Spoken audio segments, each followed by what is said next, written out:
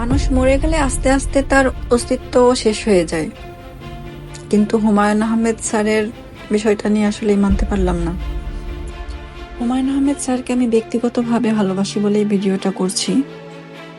Recently গিয়েছিলাম স্যারের বাড়িতে, গিয়ে যা অবস্থা, একটা পিকনিক স্পট বানিয়ে দিয়েছে এবং সেখানে যে যার মতো খাওয়া দাওয়া করছে, ময়লা ফেলছে, হিন্দি গান বাজাচ্ছে। তার শখের গড়া প্রিয় নুহাস পল্লী,